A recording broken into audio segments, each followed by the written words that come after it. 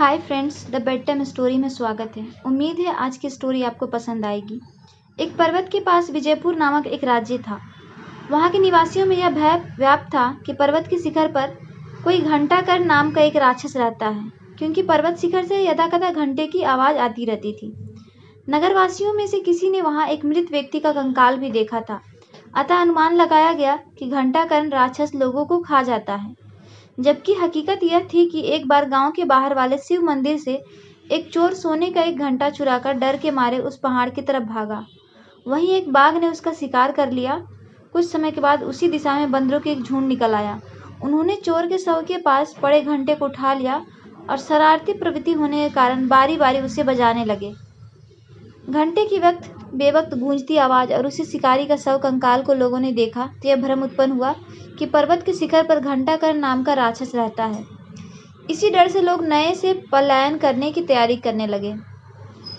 इस बात से राजा बहुत दुखी हुआ और उसने ऐलान करवा दिया कि जो भी घंटाकर्ण राक्षस को मारेगा या पकड़ेगा उसे मुंह मांगा इनाम दिया जाएगा। उसी राज्य में एक सियानी बुढ़िया रहती थी। वह भी उस घंटे की आवाज को सुनती थी। वह अक्सर सोचती कि समय असमय घंटा बजाने वाला कौन हो सकता है।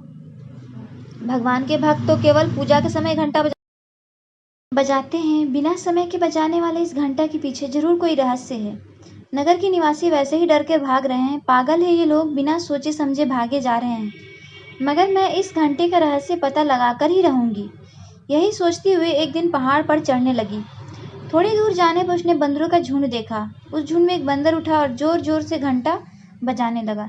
तभी सियानी बुढ़िया समझ गई इस घंटे का रहस्य क्या है। यही शैतान बंदर घंटा बजा बजा कर लोगों को डरा रहे हैं। बुढ़िया वहां से वापस आ गई। वह बहुत खुश थी। उसे पता चल चुका था कि घंटाकर्ण राक्षस कौन है। वह सीधी राजा के पास जाकर बोली, महाराज, मैं घंटाकर्ण राक्षस को पकड़ सकती हूँ क्या? राजा उसकी बात सुनकर बहुत ही चौंक गया। महाराज, आप मुझ पर विश्वास करें। यदि आपको विश्वास ना हो तो सैनिकों का एक दल मेरे साथ भेज दे, ताकि वह देख लें कि घंटाकर्ण राक्षस कौन है और मैं किस प्रकार उसे वश में करती हूँ। राजा ने बुढ़िया की बात मान ली और अपने सैनिकों का एक दल उनके साथ भेज दिया। बुढ़िया उन सबके आगे चल रही थी। उसे पता था कि बंदरों का केले का फल बहुत प्रिय होता है, इसलिए उसने रास्ते में बहुत सारे केले खरीद लिए। वह बेधड़क होकर उस पहाड़ पर चढ़ने लगी जिस पहाड़ पर उन बंदरों का डेरा था। शिखर पर जाकर बुढ़िया ने केले बंदरों के आगे फेंक दिए तो बंदरों ने झट से वह घंटा एक और फेंक दिया और केले उठा उठा कर खाने लगे। बुढ़िया ने वह घंटा उठा लिया और सैनिकों के साथ वापस आकर उस घंटे का राजा के सामने रखकर कहा, महाराज, यही है घंटाकर्ण राक्षस जिसे बंदरों ने अपने हाथ में लेकर लोगों को आज तक पागल बना रखा था, जिसके डर से लोग अपने घरों को छोड़कर भागते रहे। राजा ने बुढ़िया के इस साहस पर उसे बहुत सा इनाम दिया। बुढ़िया की तीव्र बुद्धि के कारण सभी नगरवासियों ने राहत की सांस ली। इसीलिए कहते हैं, हर बात की सच्चाई को जानने का प्रयास करना चाहिए। बिना कारण जाने लोगों को बहकावे में आकर अफवाहों पर ध्यान नहीं देना चाहिए।